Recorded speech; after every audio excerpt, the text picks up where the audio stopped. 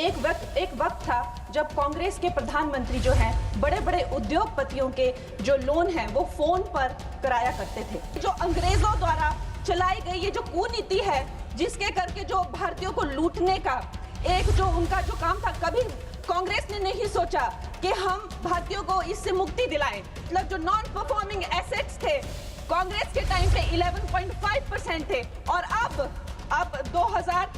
मार्च 2025 में वो घटकर 2.25% हो गए हैं। लेकिन राहुल जी क्या कहते हैं कि हमारी इकोनॉमी तो डूब रही है, कहीं कहीं जाके वो देश के बारे में इतना गंदा बोलते हैं। उनको एक ट्यूशन देनी चाहिए और उनको बताना चाहिए कि 3% जो है ग्लोबली एक्सेप्टेबल है, it is in a very good position और उनको शर्म आनी चाहिए। हर जगह जाकर जो है भारत की इकोनॉमी के बारे में इतना गलत बोलते रहते हैं।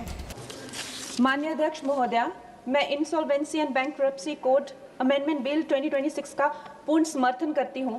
मैं इस ऐतिहासिक और दूरदर्शी बिल के लिए हमारे प्रधानमंत्री श्री नरेंद्र मोदी जी और वित्त मंत्री श्रीमती सीतारमण जी का बहुत बहुत आभार व्यक्त करती हूं। एक वक्त था जब कांग्रेस के प्रधानमंत्री जो हैं बड़े बड़े उद्योगपतियों के जो लोन हैं वो फोन पर कराया करते थे और इस बात में कोई भी संशय नहीं है कि जैसे नेता होते हैं वैसी ही जनता होती है, जैसे राजा होते हैं वैसी ही प्रजा होती है। और इसका सबसे बड़ा प्रमाण महोदय जी हमें 2016 में मिला जब आईबीसी पहली बार आया और हम सब ने देखा कि एनसीएलटी में जो 87% जो केसेस थे उनके जो सेटलमेंट वर्थ 13.9 लाख करोड़ के थे, आईबीसी आते ही वो सेटलमेंट बिना कोर्ट जाने से पहले ही प्री एडमिशन स्टेज पर ही वो सेटल हो गए। कहीं ना कहीं इसे आईबीसी का डर कह लीजिए या एक नेता की नीयत और नीति पे जनता का विश्वास कह लीजिए, चाहे कोई कितना भी, मैं कहती हूं अगर ये विलफुल डिफॉल्टर भी थे, लेकिन जब हम देखते हैं कि हमारे शीर्ष नेतृत्व जो है वो इतने कर्मठ हैं, कर्मयोगी हैं, तो एक विलफुल डिफॉल्टर भी देश के प्रति अपना कर्तव्य निभाना चाहता है। इसका प्रमाण हमने 2016 में देखा जब ये बिल आया था। इस बिल का सबसे बड़ा सुधार है महोदय जी, आईबीसी का सबसे बड़ा प्रमुख सुधार है जो एनसीएलटी को जो है 14 दिन का जो विंडो मिला हुआ है, जिसका ट्रिब्यूनल को जो है 14 दिन में ही ये बताना पड़ेगा कि वो ये केस ले रहे हैं या नहीं ले रहे हैं। तो जो क्रेडिटर्स को जो भी असुविधा होती है, जो भी कानूनों की अस्पष्टता रहती है या प्रक्रियागत जो देरी रहती है, उससे हमें बहुत छुटकारा मिलेगा। उसके बाद जो क्राउन डेट करके जो अंग्रेजों द्वारा चलाई गई ये जो कुनीति है जिसके करके जो भारतीयों को लूटने का एक जो उनका जो काम था, कभी कांग्रेस ने नहीं सोचा कि हम भारतीयों को इससे मुक्ति दिलाएं।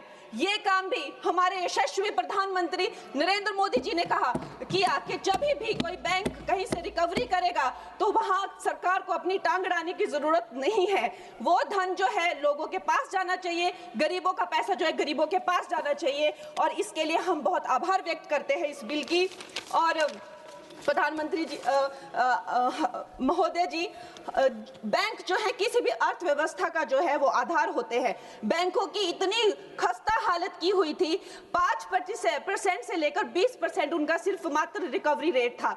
और ऐसे यहाँ के वित्त मंत्री थे कांग्रेस के जो कहते थे कि ये अनपढ़ गवार लोगों का देश है, ये क्या डिजिटल पेमेंट्स करेंगे। और हमारे प्रधानमंत्री जी ने जो भारतीयों का आत्मविश्वास तार तार कर दिया था, ये कांग्रेस के लोगों ने उन आत्मविश्वास को जगाया। 50 करोड़ से ज्यादा जन धन खाते खोले, जन जन को जो है बैंकों से कनेक्ट किया और आज जो है बैंकों का जो है सशक्तिकरण जो है प्रधानमंत्री नरेंद्र मोदी जी ने किया है। एनपीए का जो रेट है, मतलब जो नॉन परफॉर्मिंग एसेट्स थे कांग्रेस के टाइम पे 11.5% थे और अब मार्च 2025 में वो घटकर 2.25% हो गए हैं। लेकिन राहुल जी क्या कहते हैं कि हमारी इकोनॉमी तो डूब रही है, कहीं कहीं जाके वो देश के बारे में इतना गंदा बोलते हैं। उनको एक ट्यूशन देनी चाहिए और उनको बताना चाहिए कि 3% जो है ग्लोबली एक्सेप्टेबल है, it is in a very good position और उनको शर्म आनी चाहिए। हर जगह जाकर जो है भारत की इकोनॉमी के बारे में इतना गलत बोलते रहते हैं।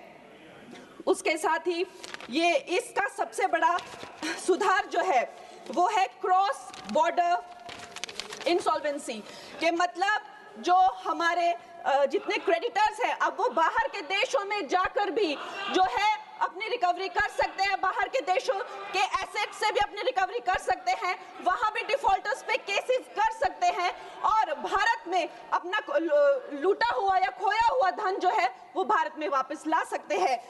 महोदय जी, मैं अब अपनी सरकार को, प्रधानमंत्री जी को और वित्त मंत्री जी को धन्यवाद करती हूं। उनकी रिफॉर्म, परफॉर्म, ट्रांसफॉर्म का जो मूल मंत्र है इस बिल से वो धरातल पे आया है और ये भारत की आर्थिक शक्ति और पारदर्शी व्यवस्था का जो है जीता जागता प्रतीक है। मैं इन्हीं शब्दों के साथ में एक बार फिर माननीय प्रधानमंत्री जी और वित्त मंत्री जी को धन्यवाद देती हूं और पूर्ण रूप से इस विधेयक का जो है वो आभार और समर्थन करती हूँ। अगर आप ये खबर फेसबुक पर देख रहे हैं तो वीडियो को लाइक करके पेज को फॉलो करें। इसके अलावा अगर आप इस खबर से यूट्यूब के जरिए जुड़े हैं तो चैनल को सब्सक्राइब करके बेल आइकन दबाना बिल्कुल ना भूलें। नमस्कार।